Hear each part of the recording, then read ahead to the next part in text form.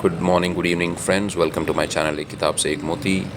Today I'm going to talk about a book written by a French philosopher. But before that, let me talk about the location from which I'm going to access this book. So I'm going to read from an online book which I'm accessing from the Project Gutenberg website. This website has a collection of 75,000 free ebooks. Let me read what the home page says. Welcome to Project Gutenberg. Project Gutenberg is a library of over 75,000 free ebooks. Choose among free EPUB and Kindle ebooks, download them or read them online. You will find the world's great literature here, the focus on older works for which US copyright has expired. Thousands of volunteers digitized and diligently proofread the ebooks for you to enjoy. So we should be thankful to Project Gutenberg and its employees and its volunteers who have digitized these books and have also diligently proofread these books. So it's a vast collection of books. I used to refer to quite a few books on Project Gutenberg, especially like classics. They can be accessed from here free of charge. So I remember several years ago I used to read books written by Immanuel Kant, the German philosopher, and then David Hume, the British philosopher, and even the Vedas and the Upanishads that are part of the sacred books of the East series. I think, if I'm not mistaken, those books can also be accessed from here. So it's a vast collection. I mean, you can explore this website. Let me give you the URL or the website address. So it's gutenberg.org, gutenberg.org. I mean, you can add www.gutenberg.org. Now let me come to the book which I have selected from this vast collection. I read portions of this book when I was at college. So I remember I used to visit the Kanimura library. I'm not sure if that's the right pronunciation. I used to visit the Kanimura library in Chennai, and they had this collection. I mean, hard copy. They were real books. The collection was called Great Books of the Western World, and it contained maybe more than 100 volumes, if I'm not mistaken, or so. It was close to that number. So it contained books of philosophers, mathematicians, other writers. So it had novels and plays and stories and books on mathematics, books on science. For example, Newton's works, Kepler's works, Euclid's works, Greek mathematics and physics, chemistry, philosophy, electricity. I mean, electricity is a part of physics. So there were books written by Michael Faraday and many other writers. I think James Maxwell. I'm talking about mathematics and physics, and then there were books on history. For example, Gibbon's, I think, The Rise and Fall of the Roman Empire. So it was a vast collection. I'm not sure whether it is still available. I'm not sure whether it's available online. Hard copies here, you can still buy them, but it might be a very expensive collection. So I think most of the books that appear in that collection can also be accessed free of charge from this website, Project Gutenberg. So anyhow, so when I first read this book written by René Descartes, now it's a French name, so it's spelled Descartes, Descartes, but I think the French pronunciation is Descartes.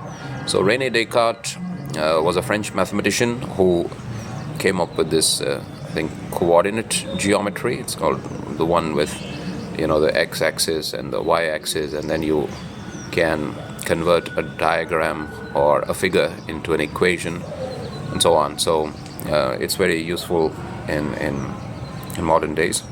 So René Descartes was a famous mathematician, French mathematician, but he was also one of the greatest modern philosophers. So when I read this book and when I read about his method of improving his thinking power or capacity. I really like that, and so I'm going to just read those those principles that he put into practice in order to become such a great thinker, such a great mathematician, and such a great philosopher. So I thought I'll just share it with you. Just adapt it to your needs. You need not do exactly what he says, but you can adapt it according to your situation and circumstance. So let's read that portion. Discourse on the method of rightly conducting the reason and seeking truth in the sciences by René Descartes. That's the title of the book, or maybe it's a booklet. As a multitude of laws often only hampers justice, so that a state is best governed when, with few laws, these are rigidly administered. In like manner, instead of the great number of precepts of which logic is composed, I believed that the four following would prove perfectly sufficient for me, provided I took the firm and unwavering resolution never in a single instance to fail in observing them. Now the language is a bit ancient because maybe it was translated in the early 20th century or maybe late 19th century, but the English is impeccable and flawless. The first was never to accept anything for true which I did not clearly know to be such. That is to say, carefully to avoid precipitancy and prejudice. Now, precipitancy, maybe we come across this in chemistry, I guess. I'll just check the pronunciation so that I'm sure about its meaning and pronunciation. So, let me see how it's pronounced. Precipitancy. Precipitancy. So, precipitancy, I mispronounced it. So the right pronunciation is precipitancy. Precipitancy. Precipitancy. So precipitancy the meaning is the quality of being precipitant, action or thought marked by impulsiveness or rash haste. Okay, so that's the meaning. So let's continue with the passage. Carefully to avoid precipitancy and prejudice, and to comprise nothing more in my judgment than what was presented to my mind so clearly and distinctly as to exclude all ground of doubt. The second, to divide each of the difficulties under examination into as many parts as possible and as might be necessary for its adequate solution. The third, to conduct my thoughts in such order that, by commencing with objects the simplest and easiest to know, I might ascend by little and little, and as it were, step by step, to the knowledge of the more complex, assigning in thought a certain order, even to those objects which in their own nature do not stand in a relation of antecedence and sequence. Antecedence and sequence, or you have precedence and sequence, something that precedes and something that succeeds. So in a relation of antecedence and sequence. And the last, in every case, to make enumeration so complete and review so general that I might be assured that nothing was omitted. So these were his four formulas, and how he got the inspiration to come up with his own method of reasoning is this. Now he's going to mention that. The long chains of simple and easy reasonings by means of which geometers are accustomed to reach the conclusions of their most difficult demonstrations had led me to imagine that all things, to the knowledge of which man is competent, are mutually connected in the same way, and that there is nothing so far remote from us as to be beyond our reach, or so hidden that we cannot discover it, provided only we abstain from accepting the false for the true, and always preserve in our thoughts the order necessary for the deduction of one truth from another. So basically, he got this idea from reading books on mathematics. For example, if you've ever read Euclid's Elements, you'll see how Euclid used to proceed from some definitions, from some axioms and some common notions, and then he goes step by step. He proves everything that he wants to prove step by step, and there is a reason assigned to every step. So what this does is it gives us this good habit of thinking. So instead of this haphazard thinking or disconnected thinking. We get this habit of thinking in a very systematic way. So I hope you like these four methods, and I hope you can adapt it to your situation and improve your thinking skills. Now let me just quickly see if I can just put them in my own words just to make them clearer. So what's the first step in his method?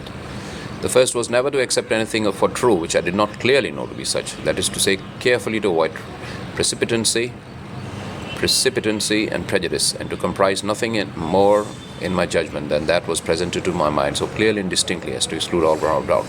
So the first step is just beginning from what we know to be true, because all logical thinking, it starts from certain premises, or they begin with certain things that we accept to be true, and then our reasoning is based on those things. So if we start wrong, if we begin with things that are untrue, then we are going to derive wrong conclusions, even if we think logically, because logic is more like empty form. It's like an empty form. But if the form contains false information, the form will, even if you apply the form or the method properly, you will derive the wrong conclusions. So that's step number one. You begin with the right material to start working on them, or to start applying logic to that material. The second is to divide each of the difficulties under examination into as many parts as possible, so that when you have some thing to think about, it's better to just divide it into different parts. Just like, take any subject and you'll see these divisions, right? If you take, let me think of a subject.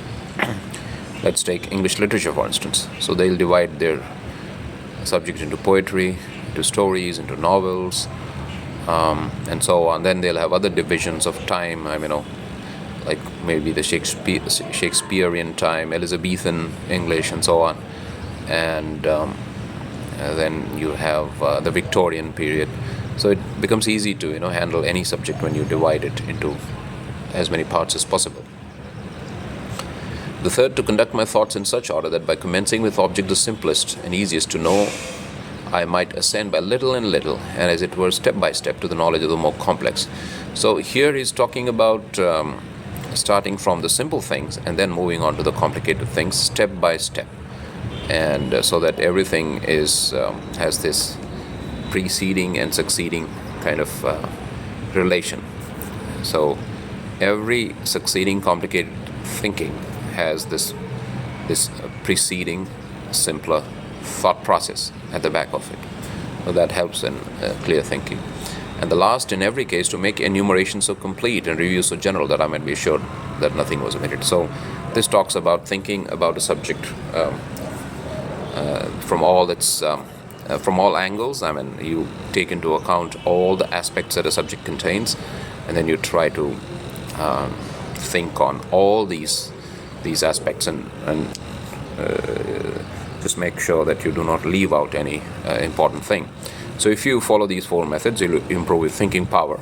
But as I said, the idea is to adapt it to your situation. You need not follow these things to the letter. You can adapt them, you can customize them. I think when I was in a British call center, it was in India, but we used to call customers from the UK, or we used to receive calls from them, and sometimes make calls as well. So there was a term that they used, bespoke. I think it was bespoke, BESPOKE. So it meant like customization. So you can customize this method to suit your own situation. I'll make another video on logic and also on how mathematicians think step by step, just to maybe take this conversation forward or extend this discussion on logic. So I hope you liked the video. Thanks for watching. And let me just remind you of the website Project Gutenberg. Just access it, download some excellent books that are available there, and you can improve your English by reading some of those books. Thanks for watching this video.